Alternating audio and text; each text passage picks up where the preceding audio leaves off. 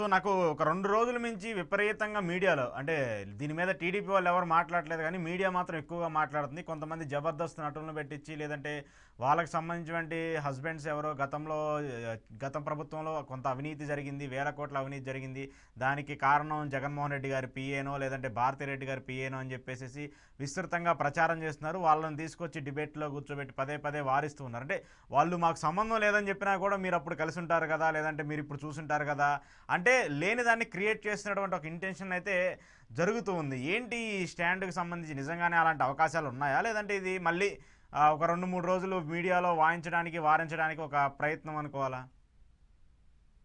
అంటే జగన్మోహన్ రెడ్డి గారి పైన అవినీతి ముద్రో, ఇంకోటో ఏసే ప్రయత్నం చేస్తున్నారు. హ్మ్. అయితే వాళ్ళకున్న అడ్వాంటేజ్ అంటే ఆల్రెడీ పాత కేసులో 16 నెలలు జైల్‌లో ఉన్నాడు గదా! అవినీతి కేసుల్లోనే. హ్మ్. కాబట్టి చాలా సులభంగా మనం అనుకున్నది చేయొచ్చు అనవచ్చు. కానీ నా పాయింట్ ఏందంటే ప్రభుత్వంకి ఏదన్నా వివరణ ఇప్పుడు ఉదాహరణకి స్కిల్ డెవలప్‌మెంట్‌కి వల్ల చంద్రబాబు నాయుడు గారిని అరెస్ట్ చేసినారు. అవును.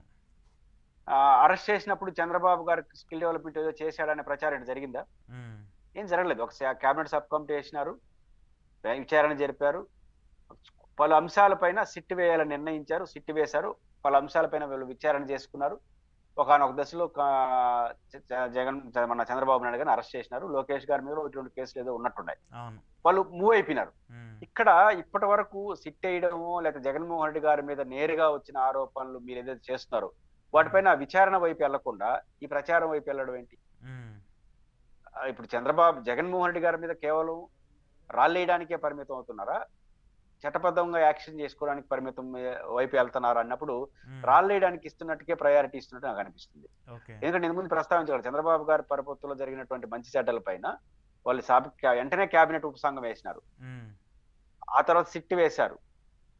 ఆ సిట్ అని విచారించిన తర్వాత కేసుందని భావించి క్యాబినెట్ సిఫార్సు మేరకు మూవ్ అయిపోయింది కేసులు. అవును. ఒకానొక దశలో చంద్రబాబు గారిని అరెస్ట్ చేసినారు. హ్మ్.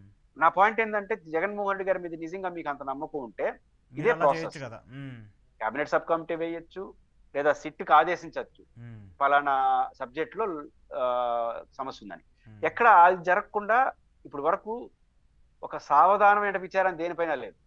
హ్మ్. స్పెసిఫిక్ ఇష్యూస్ మీద అప్పుడప్పుడు చేస్తున్నారు గానీ, ఒక స్పెసిఫిక్ ఏదేదో ఒక అంశాల మీద చేసుకుంటున్నారు గానీ, ఒక సావధానంగా ఒక ముఖ్యమంత్రి గారి లెవెల్‌లో ఇది ఉంటుందనే చర్చ కూడుకున్నటువంటి ఎక్కడ జరగట్లేదు. హ్మ్. ఇట్లాంటివి ముందుకొస్తున్నాయంటే కేవలం ప్రచారం, విమర్శల వరకే పరిమితం అవుతారా?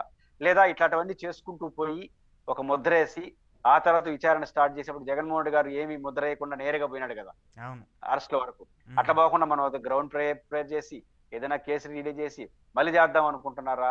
నాకైతే తెలియట్లేదు. కానీ ఏదేమైనా జగన్మోహన్ రెడ్డి గారి చుట్టూ నిరంతర ప్రక్రియ భాగంగా చేస్తున్నారు. వాళ్ళు చట్టబద్ధంగా యాక్షన్‌లోకెళ్తే వాళ్ళ గౌరవంగా ఉంటుంది తప్ప, ఇట్లాంటి వ్యవహార శైలితో అంటే ప్రచారాలు. హ్మ్. ఇట్లాంటి ప్రచారాలు ఎవరెవరితో మాట్లాడిస్తే హ్మ్. కొంతకాలం పోయిన తర్వాత మీరు నిజం చెప్పినా కూడా జనం ఇట్లా ప్రచారంలో భాగం చేసే పరిస్థితి వస్తుంది. ఓకే.